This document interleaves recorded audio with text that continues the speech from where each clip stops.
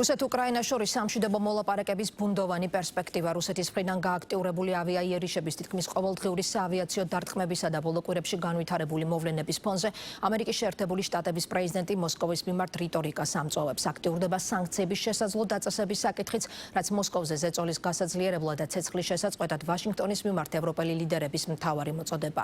ევროკავშირის წევრი ქვეყნების ნაწილი დიპლომატიური გზებით ომის დასრულების პერსპექტივას სკეპტიკურად უყურებს.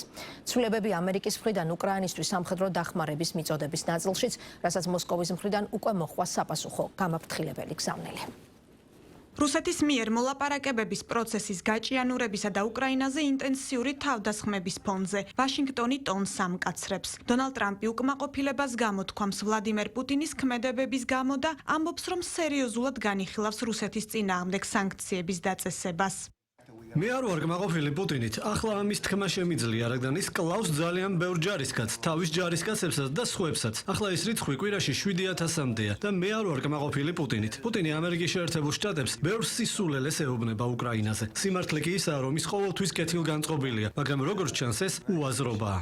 რუსეთის წინააღმდეგ სანქციების დაწესების კანონპროექტის მისაღებად ემზადებიან ამერიკის სენატში. არსებული ინფორმაციით ამ ინიციატივას კონგრესის ზედა პალატაში ორპარტიული მხარდაჭერა აქვს. კანონპროექტი 500%-იანი ტარიფების დაწესებას ითვალისწინებს იმ ქვეყნების წინააღმდეგ, რომლებიც რუსულ ნავთობს, გაზს და სხვა პროდუქტებს ყიდულობენ. კანონპროექტის ერთ-ერთი ავტორი სენატორი ლინდსი გრემია.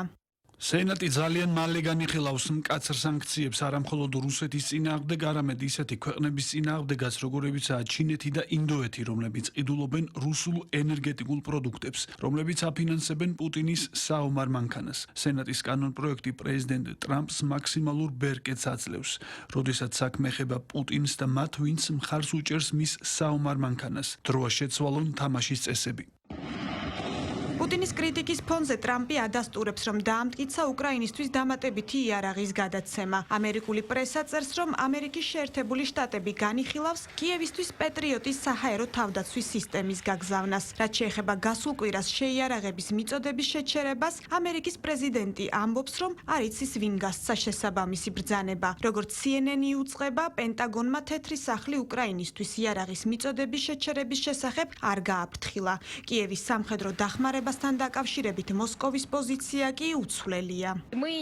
ჩვენ არაერთხელ გუთქვამს, რომ ზელენსკის ტერორისტული რეჟიმის იარაღით მომარაგება სამხედრო მოქმედებების განხანგრძლივებას იწვევს, კერძოდ უკრაინისა და უკრაინელების განადგურებას და ასევე ზრდის თავად კონფლიქტის უკონტროლო ესკალაციის, უკონტროლო იარაღის გავრცელების და საერთაშორისო ტერორისტების ხელში მოხვედრის რისკს და ზოგადად არ უწყობს ხელს უკრაინაში კონფლიქტის მშვიდობიანი მოგვარების გზების ძიებას.